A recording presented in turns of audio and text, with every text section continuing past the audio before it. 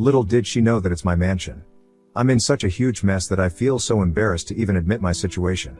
With embarrassment, I mean core humiliation. Yeah, how else do I say that my wife of 7 years is cheating on me with my stepdad?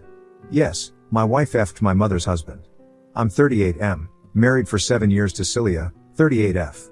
Our relationship has been very normal with our share of ups and downs. The downs were mostly because my wife felt I was too attached to my mom. Yeah, she called me mama's boy. Now, I'm not going to defend that because my mom is no longer alive. She passed away 2 years back. I'm glad that I was able to love her the way she deserved. She has single-handedly raised me and given me the best of everything she could and beyond her means. My mom was a single parent to me until 10 years ago until she met Andrew. Andrew was a divorcee in his early 50s when he married Mom. I don't know what my mom saw in Andrew that she married him after being single for 2 decades. Andrew was non-existent to me when Mom was here. I used to visit her twice a week, but my conversation with Andrew didn't go beyond formal greetings and a smile.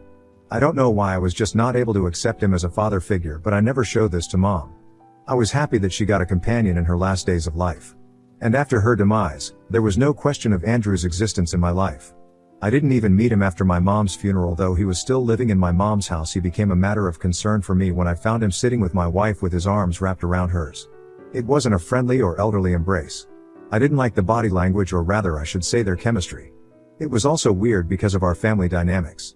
Like I mentioned, I was never close to my stepdad, and neither was Celia close to him, so seeing such kind of comfort between them was very uncomfortable for me. I was in my car and they were sitting in a roadside cafe. I had left the office early that day to meet one of my old friends. The place where I saw them is far from my house and even my office. I usually don't go to that area. I went to meet my friend, but I was distracted most of the time. My friend kept asking me if something was bothering me. I just said it was just about impending work. How do I tell him what I saw on my way? I went home. I didn't think but confronted Celia that I saw her with Andrew. She turned pale and was lost for words. Then she was like, yeah, I met him for lunch. I asked her why all of a sudden. She said she bumped into him and then he offered to have lunch together. The way I was staring at her, she understood that I had seen something which I shouldn't have. She said your stepdad was really upset about losing your mom. I was trying to console him. The poor old man is lonely and has no one to talk to. That's why he held my hands while expressing his grief. You see, I didn't tell her I saw him holding her hands. I saw him wrapping his arms around her. And the way they were talking, it didn't look like he was sad or mourning my mom. They were not laughing, but their body language was flirtatious. I didn't say anything, but I didn't buy her excuse. I decided to sleuth the matter by myself before any further confrontation. Celia is a nail artist at a beauty salon. So, she works on weekends and is off on weekdays. It was never a matter of concern between us until recently, when Celia used to be too occupied with her work. We were having quite regular fights on this matter and she was not giving time to our relationship. She was fighting back that I was being needy after my mom's demise.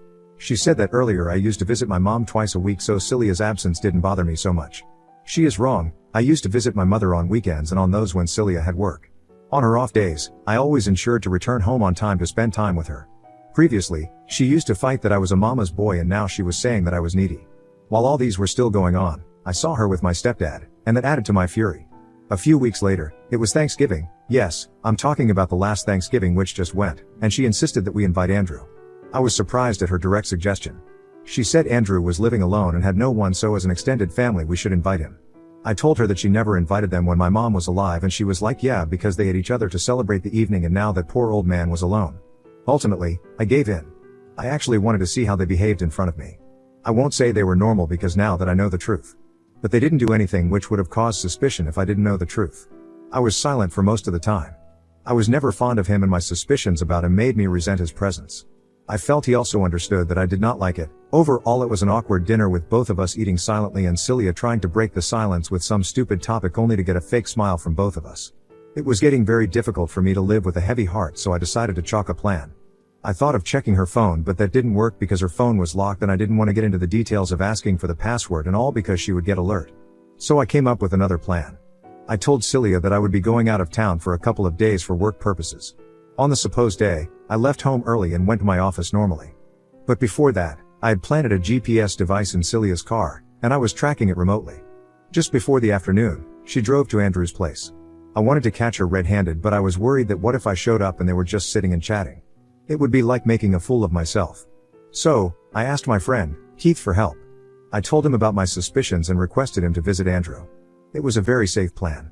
I told him to record them if he found them doing anything outrageous. The house lock was password protected and I was just hoping that Andrew didn't change the PIN. Keith was worried that Andrew might suspect him of sneaking into the house. I told him to just say that the front door was open and he was there just to check on him. The main door didn't open in the living area.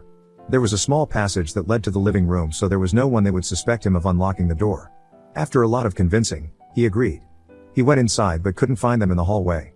He then peeped inside the bedroom with his phone camera switched on.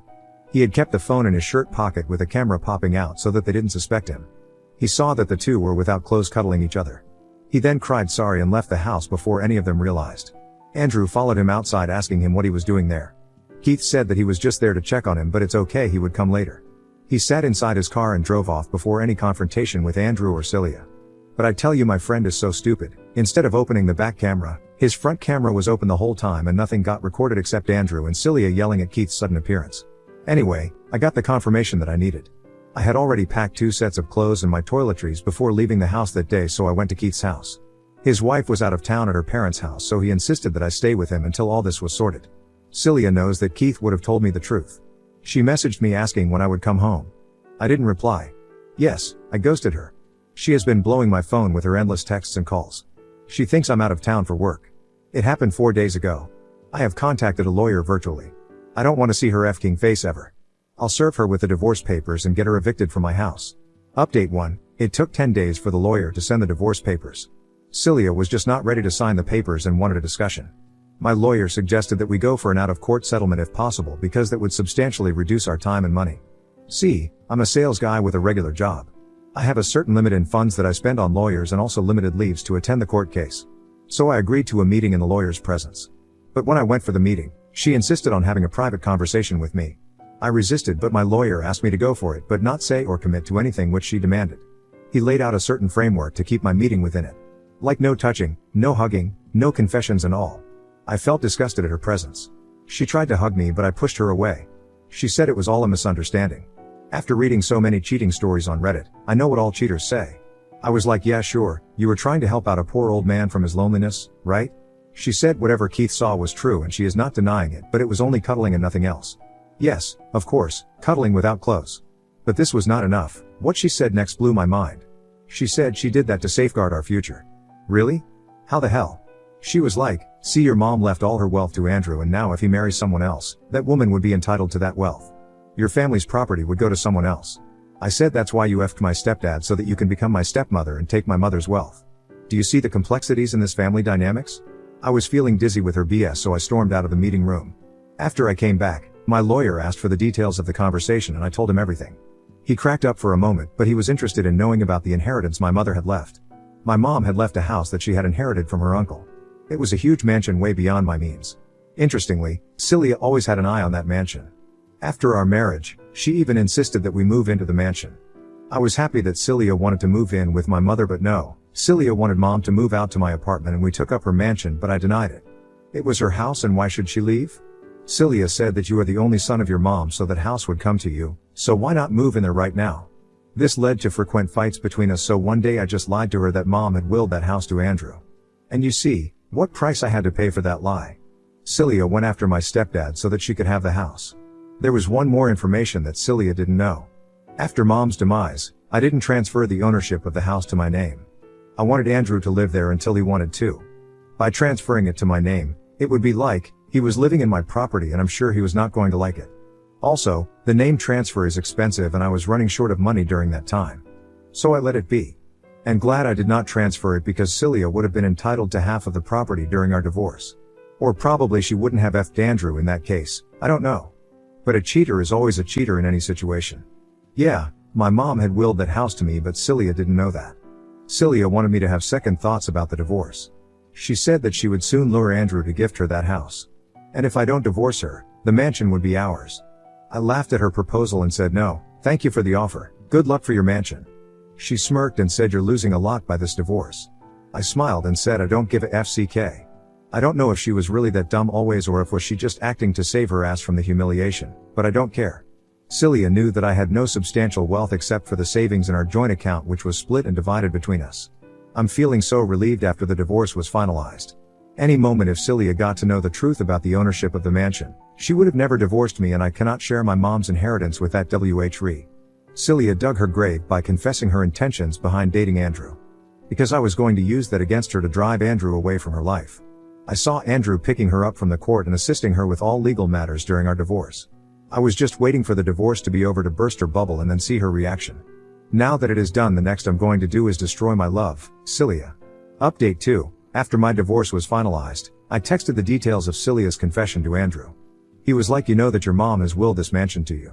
I said, "Yeah, I have her will, but Celia doesn't know and she is going to ask you to give the mansion to her."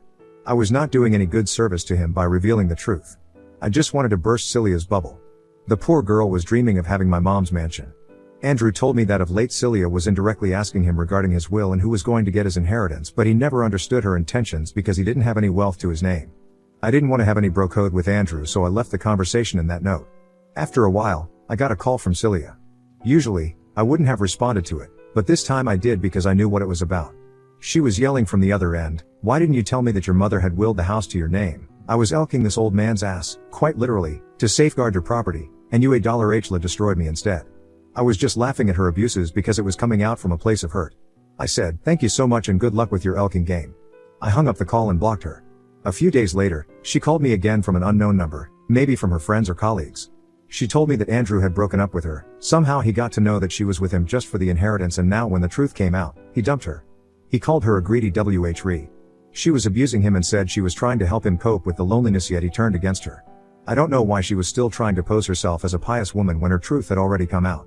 I sarcastically replied that yes, you FCK everyone selflessly and only for the other's good, you have no underlying intention. She said she was with Andrew for my sake so that she could get the mansion for me, and now she is saying that she was trying to help Andrew cope with the loss and loneliness. Wow. Such a pure soul she was. She didn't give up there. She tried all means to contact me, pleading with me, sometimes gaslighting me to get back together. She showed up at my house, my office, and even at some of the regular public places I went. Yeah, it's so unbelievable that she showed up at my gym and tried to corner me to speak to her. It was a hell lot of nightmare, but I ignored her as if she was just a stranger to me. Technically, she was a stranger because our divorce was over. Update 3. I thought that this saga was over, but my past popped out as soon as I changed the ownership of the mansion to my name. God knows what was her obsession with the house. I mean, yeah, it's understandable. Who would not want $1 million mansion to their name? But I don't know how long it would take for her to accept the reality.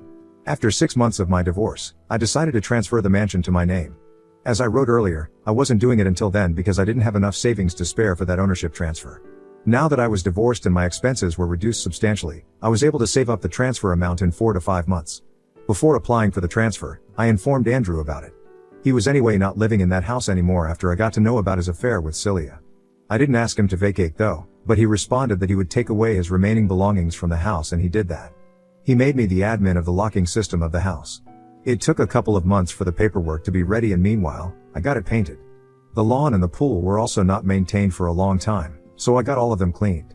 I was NC with Celia, and as per the last conversation I had with her, Andrew had also broken up with her, so I was perplexed when she showed up at the mansion during one of the cleaning days. I wasn't there, and the cleaning manager called me that a woman had come down and she was roaming around in the house. They tried to stop her from entering, but she told them she was my wife. Haha, yeah, but the way she was feeling the walls and interiors of the house, they suspected her to be a trespasser. Indeed she was, and I told them to kick her out and I had no wife. They did as told and then gave me a confirmatory call that the woman was out of the house. No prize for guessing if she showed up at my house. Yes, she did. She was crying and wailing that I had abandoned her when she did no wrong and that her intentions were pure. I told her to seek therapy and that she needed to check out a mental hospital instead of my house. She wanted me to let her inside the house and have a conversation, but I didn't. I closed the door on her face. Indeed she was, and I told them to kick her out and I had no wife.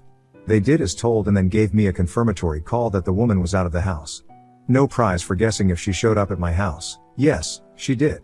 She was crying and wailing that I had abandoned her when she did no wrong and that her intentions were pure. I told her to seek therapy and that she needed to check out a mental hospital instead of my house. She wanted me to let her inside the house and have a conversation, but I didn't. I closed the door on her face. I have also taken a restraining order against Celia on my mansion property. The chances of her sneaking into that place or vandalizing it were low because she had not been violent yet. Still, I didn't trust her, and I had to do this to safeguard the interest of the new tenants of that house. I don't want Celia to trouble them unnecessarily. It has been smooth until now, and I hope I don't have to make any further updates on this thread.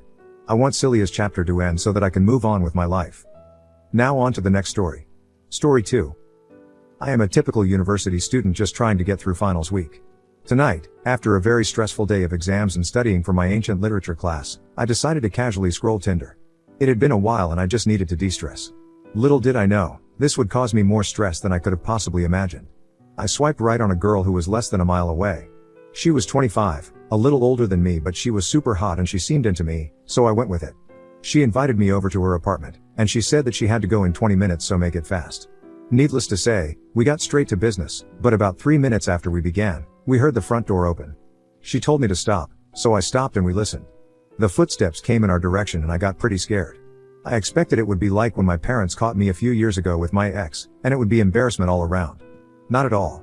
The ancient literature professor, who I absolutely despise, and whose test I was frantically studying for, walked into the room and froze. He saw her, gasped, and then saw my face. His face turned red, and he screamed, "Get the fuck out of my house." I'm pretty sure I lost some of my hearing from how loud he yelled. Anyways, I put my shorts on and ran back to my quad. Now, as I lay in bed, all I can think of is how my college professor saw me naked, not just naked but raw dogging his daughter without any clothes at all. He already didn't like me, and he is a very tough grader. So I already know that I'm going to absolutely bomb this final and destroy my GPA. I see him tomorrow at 11 a.m. Wish me luck and I'll update with what happens. Short update, because I have taken the exam but I still don't know what's going on. I'm going to star out all the personal info because this blew up a lot more than I wanted it to, and I'd rather not turn this into a school-wide scandal. I shuffled into class, praying that my life wasn't about to be ruined by this professor. Thankfully, the TA came into the room and said, "Due to a family emergency, Professor, name, will not be proctoring today's exam. He will email you back with your graded exam by the end of Saturday." Right after the TA said this, she started handing out the tests. When she came to me, she gave me this look and laughed before giving me the exam. I thought, great. Now the administration probably knows. Anyways, I took the test and actually, I think I did pretty well. As soon as I got out of the room, I checked my email, it's a habit, and Professor, name, had emailed me. Below is the email without the names. Op, name. Please meet my wife, myself, and the Dean of Academic Affairs in room, number, in the building tomorrow at 1 p.m. There, we will discuss our situation and how to proceed. Thank you in advance for your understanding and cooperation. Best, Professor, name. I don't know what to think. First of all, I didn't do anything wrong. I have no idea why his wife is getting involved, but there was verbal and written consent, and if I need to, I can use the Tinder DM history to prove it. Also, his daughter has an IUD, so there's no way that this is going to turn into a pregnancy. The main thing I'm worried about is how this will affect my relationship with my professors and the administration. I guess I'll update again, tomorrow after the meeting. Edit. Okay. After reading comments about it possibly being his wife, his reaction in the meeting makes a lot of sense. And she never said anything about her and his relationship. However, I still very much hope that's not what happened, and I just terrified him at the thought of being his future son-in-law. Update 1. You guys wanted an update, so here it is. Over the last couple hours, I have gone from being terrified of possibly getting sued to possibly becoming a school legend. Unfortunately, a few of my friends found my Reddit post, and because of the class name and my professor being absent, they know exactly what happened. Anyways, here's the update. Right after making the last post, I got an email saying that the meeting had been changed. Everyone involved was supposed to meet a little later in a noise-proof room. BC, they didn't want anyone else to hear or get involved. Anyways, we met at around 2:30, and the professor and the Dean of Academic Affairs sat across from me. Like many of you predicted, his wife, the person who I now know was the daughter that I hooked up with, walked in, with a ring this time. Luckily, she and the professor didn't try to make any claims, like assault or malicious intent. Surprisingly, the meeting was pretty quiet and simple. 2 other professors would evaluate the class exams instead of professor, name, to ensure fairness. Under the student handbook, the professor, if they have an issue with a student, is required to submit all of my previous exam/class materials to the administration for evaluation. Probably obvious, but the scheduling office will put me into another professor's class next semester. I know that the meeting went as well as it could, but my situation is far from perfect because my friends found the posts and have told a large portion of our friend group. Damn casual Tinder hookups.